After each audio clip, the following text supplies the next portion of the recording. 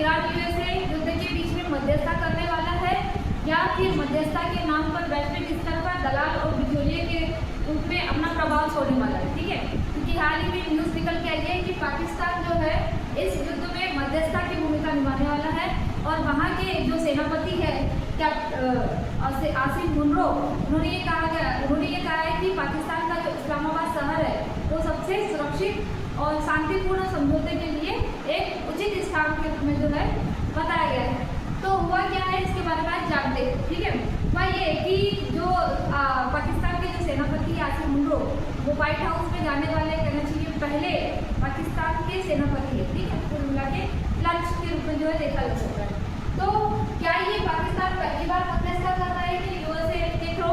तो नहीं, इसके पहले भी जो है इन्होंने 1970 के दशक में शीत युद्ध हुआ था, उस टाइम पे जो है चीन और यूएसए के बीच में शांति समझौते के तौर पर जो है मध्यस्थता की थी, बिचौलिया का काम किया था।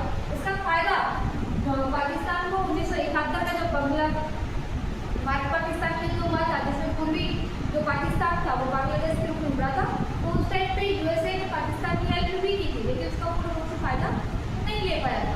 ठीक है, और इस युद्ध में जो है उसे हार का सामना करना पड़ा था। ठीक, इसके बाद इसने 2001-2 में ईरान और सऊदी अरब के बीच में एक सामान्य संबंध स्थापित करने के लिए या तनाव को कम करने के लिए एक समझौता करवाया था। ठीक है, क्योंकि आपको पता है सऊदी अरब में सुन्नी मुसलमान रहते और ईरान में जो है शिया मुसलमान रहते हैं। ठीक, इसके बाद 2021 में तालिबान तो कतर ने किया था, लेकिन ऐसा कहा जाता है कि पीछे से जो है कौन थे आपके पाकिस्तान था। ठीक है, तालिबान और यूएसए के बीच में जो है इसने कतर ने की थी, लेकिन पीछे जो है वो पाकिस्तान ने हेल्प किया था। ठीक, तो इसमें भी जो है जैसे मध्यस्थता की भूमिका निभाई गई।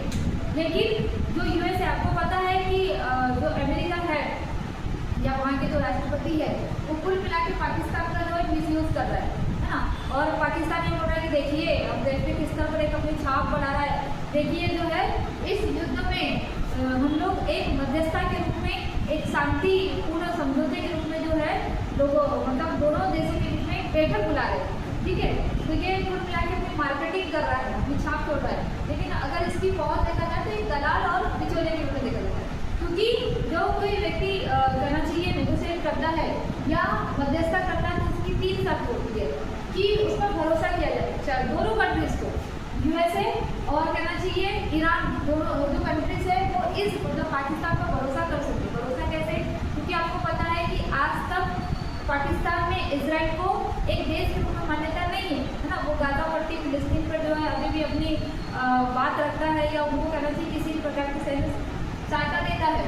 तो क्योंकि ये 3 देश लड़ रहे यूएसए, इजराइल और ईरान, तो मध्यस्थता के लिए भरोसा होना चाहिए। भरोसा तो है नहीं, हाँ यूएसए का तो है पाकिस्तान पर, लेकिन ईरान पर किसी प्रकार का भरोसा नहीं है। ठीक है, फिर दूसरा कि निष्पक्षता होना चाहिए, मतलब कि जो जिस देश से मध्यस्थता होने वाली है, जो देश मध्यस्थता कर रहा है, तो उसको एक किसी देश के एजेंट के रूप में कार्य नहीं करना चाहिए, निष्पक्ष होकर निर्णय देना चाहिए। ठीक है, दोनों की बातों को सुनना चाहिए। ठीक है, फिर तीसरी है कि प्रभाव और ताकत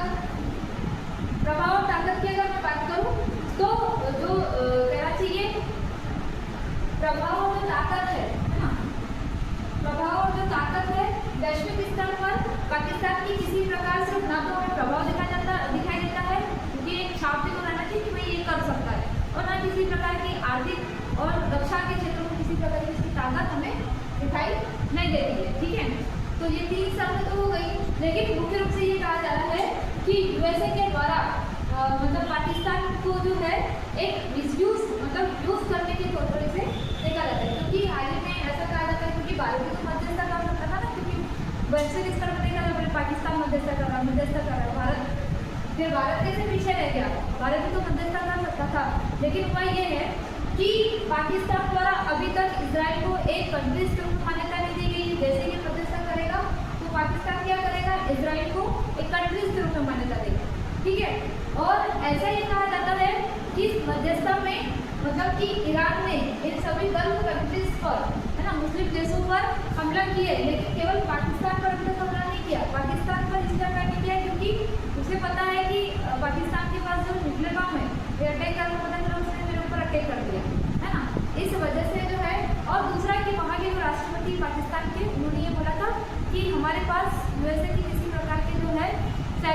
नेवी बेस उपलब्ध नहीं है, ठीक है, चंडीगढ़ में नहीं है, इसलिए ईरान ने पाकिस्तान पर किसी प्रकार का हमला नहीं किया था।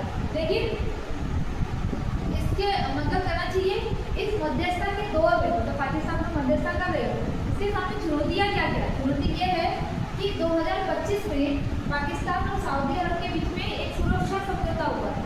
एक सुरक्षा समझौता का मतलब ये है कि सऊदी अरब ने पाकिस्तान के साथ जो सुरक्षा समझौता किया था उसके तहत ये बोला गया था अगर किसी एक देश पर हमला होता है तो ऐसा कहा जाएगा कि वो दूसरे देश पर भी हमला है।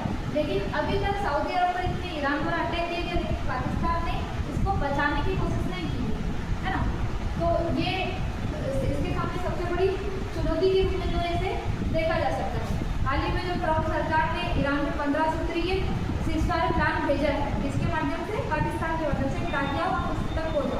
लेकिन ईरान द्वारा जो है ईरान के जो देश मंत्री और वहाँ के जो सेनापति सेना प्रमुख है, उन्होंने अभी तक के ये कहा है कि ट्रम्प मतलब कि यूएसए के द्वारा हमें किसी प्रकार के जो है सीज़फायर प्लान का कोई मतलब करना चाहिए डॉक्यूमेंट,